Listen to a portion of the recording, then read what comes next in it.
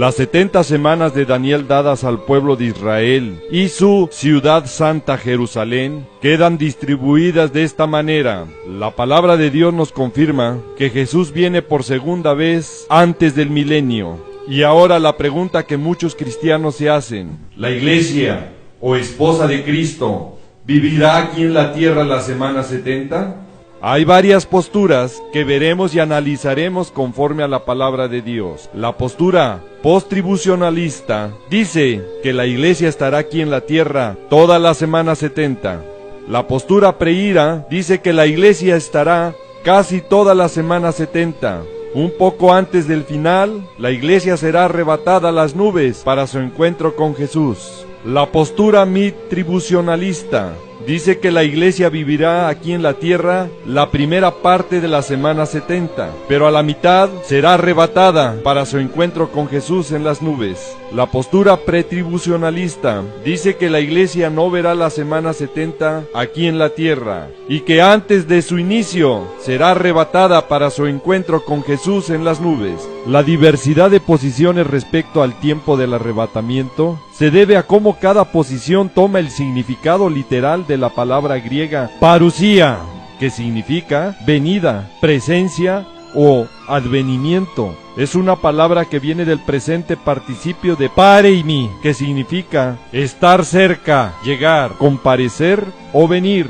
De acuerdo al significado que tome cada postura, será el argumento para defender su posición. Sin embargo, Pablo en su carta a Tito, en el original griego en que fue escrita, nos da la enseñanza correcta para entender y ver las diferencias. Cuando se habla de una venida solo hasta las nubes, que llama la dichosa o bendita esperanza, que es el arrebatamiento, o se habla de la epifanía, la manifestación gloriosa y esplendorosa de Jesús en su segunda venida. Ahora veremos las diferencias entre estos dos grandes eventos. En el arrebatamiento, Cristo viene por los suyos, sus santos. En la segunda venida, Cristo viene a la tierra con los suyos, sus santos.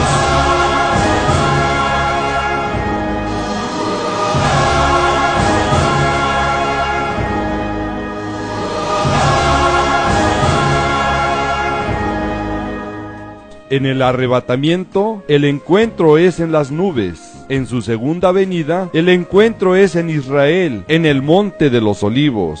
En el arrebatamiento, Jesús desciende del cielo a las nubes. En su segunda venida, Jesús viene con las nubes. En el arrebatamiento, Jesús mismo viene al encuentro con nosotros. En la segunda venida, son sus ángeles los que envía para juntar a sus escogidos. En el arrebatamiento, Jesús viene por su iglesia, su esposa.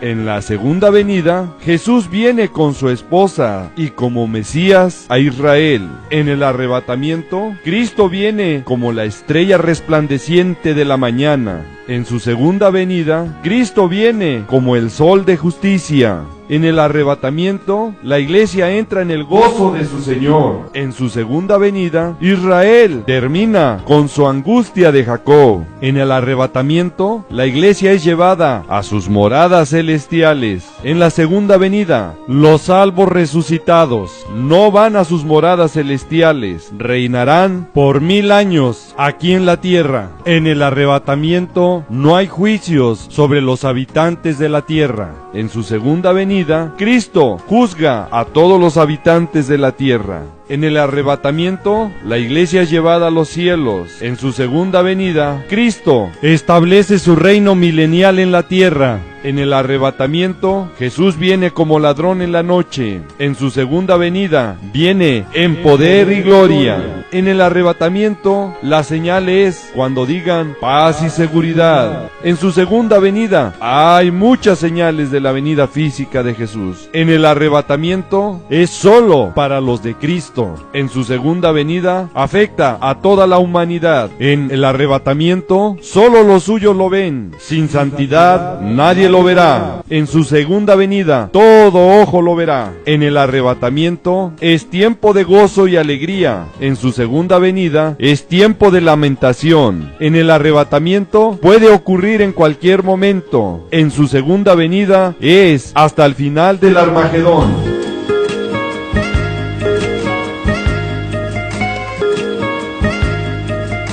La posición postribucionalista toma como argumento 1 Corintios 15:23, pero cada uno en su debido orden en Cristo, las primicias, luego los que son de Cristo en su venida. La palabra indica solamente en su venida, no especifica o dice segunda venida, como para relacionarla hasta el final de la semana 70, cuando sea la primera resurrección, solo de los decapitados. Así lo especifica la palabra de Dios. Si fuera una primera resurrección general, como esta posición la toma, veremos varias contradicciones bíblicas. A la mitad de la semana 70 hay otra resurrección, la de los 2 testigos en Jerusalén. Entonces, hay algunos que se van antes de la primera. El error continúa juntar en un solo evento el arrebatamiento con la segunda venida. No ven las grandes diferencias, que en el arrebatamiento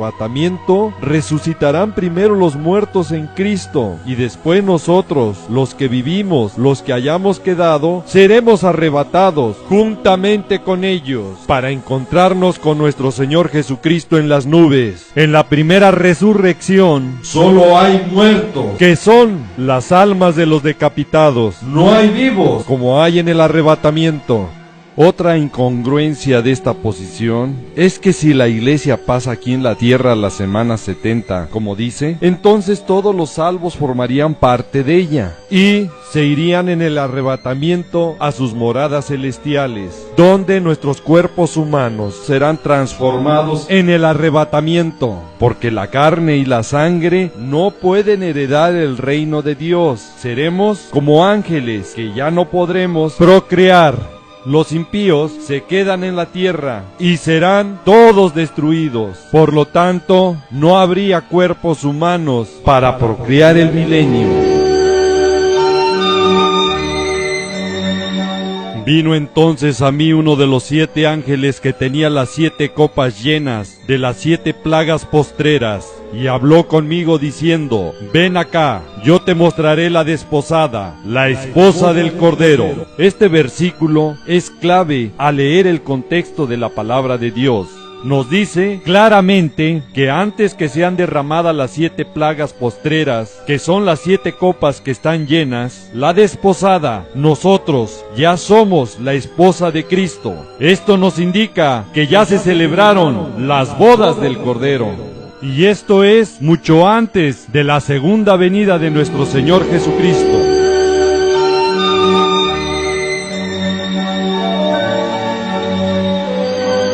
Esto nos muestra los errores de esta posición al dejar varios eventos sin cumplimiento, como también se quedarían los tronos vacíos, pues los apóstoles, que son parte de la iglesia, no podrían aún juzgar y sentarse en esos tronos, porque resucitarían hasta ese tiempo.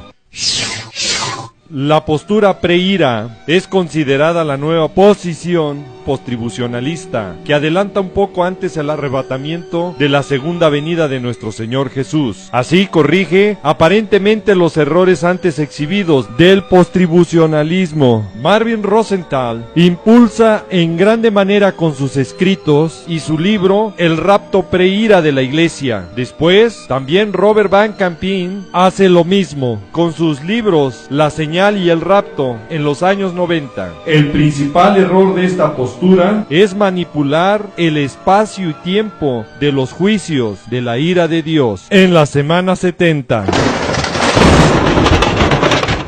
Metiendo en un periodo muy breve la incrustación de 15 de los 21 juicios de Dios que llama el Día del Señor. En esta forzada y apretada distribución, clasifican estas etapas, cometiendo otro grave error al llamar a los 3 primeros sellos principio de dolores. Esta postura no ve que en el segundo sello ya no hay rumores de guerra, para llamarla así. Solo hay guerras y destrucción mundial, porque el segundo jinete del Apocalipsis se le dio poder de quitar la paz de la tierra y que se matasen unos a otros. Esta postura en su manipulación de tiempo empujan el sexto sello casi hasta el final, donde después de este consideran que es el arrebatamiento. Con esto dejan sin cumplimiento el tribunal de Cristo, bodas y cena del Cordero.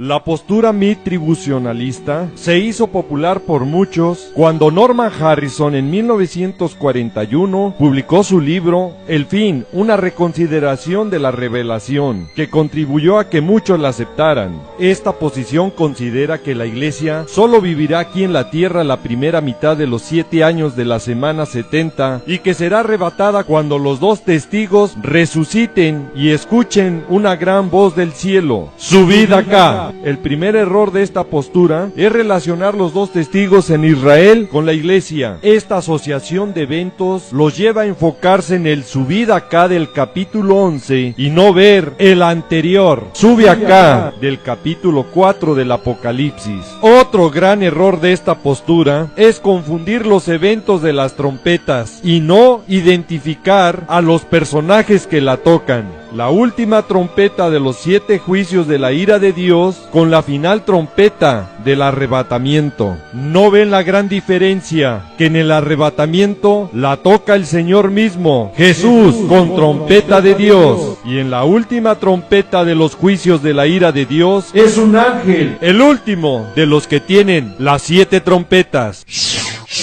Lo mejor es escudriñar la palabra de Dios, que es la fuente de la verdad, y hacer un lado teorías y escritos de hombres que no sabemos qué influencia antisemita pueda tener, que en lugar de saber el tiempo correcto del arrebatamiento, lo único que logren sea confundirlo y no estar preparado para ese glorioso evento. Sabemos claramente que el día y la hora nadie lo puede saber, solamente Padre Eterno. Pero esto es solo un lapso de 24 horas. No dice que vamos a estar cegados en todo tiempo. Por eso, Yeshua, Jesús, nos dejó las señales para saber el tiempo del fin, y nos dijo que aprendiéramos de la parábola de la higuera, la nación de Israel, que es el reloj profético de Dios. Y la higuera, Israel, brotó en 1948, y en 1967 se cumplió la profecía de Jerusalén fuera recuperada por Israel de los gentiles, para que pueda ser la piedra pesada para todas las naciones en el tiempo del fin. Desde ese tiempo, la cuenta regresiva para el arrebatamiento empezó, y eso puede ocurrir ya en cualquier momento. Ahora veremos, conforme a la palabra de Dios, cuándo puede ser el tiempo máximo de espera para el arrebatamiento o el jarpazo, el ser tomados por Jesús mismo a las nubes. Usted debe de saber que la palabra de Dios en los originales escritos no tiene divisiones de capítulos o de versículos. El hombre las hizo con el objetivo de ubicarnos y saber en qué parte de la escritura está el texto que buscamos. Ahora vamos a ver la profecía clave en la primera carta de Pablo a los tesalonicenses. El leer los capítulos 4 y 5 nos hará descubrir el tiempo de nuestra partida al cielo para nuestro encuentro con Jesús. Pero acerca de los tiempos, la palabra tiempos viene del griego, que significa tiempo apropiado, sazón, oportunidad. Y de las ocasiones viene de la palabra aforme, que significa ocasión, punto de partida. No tenéis necesidad, hermanos, de que yo os escriba, porque vosotros sabéis perfectamente que el día del Señor vendrá así como ladrón en la noche, que cuando digan paz y seguridad, entonces vendrá sobre ellos destrucción repentina, como los dolores a la mujer encinta, y no escaparán. Mas vosotros, hermanos, no estáis en tinieblas, para que aquel día os sorprenda como ladrón. Paz y seguridad, no te oí eso.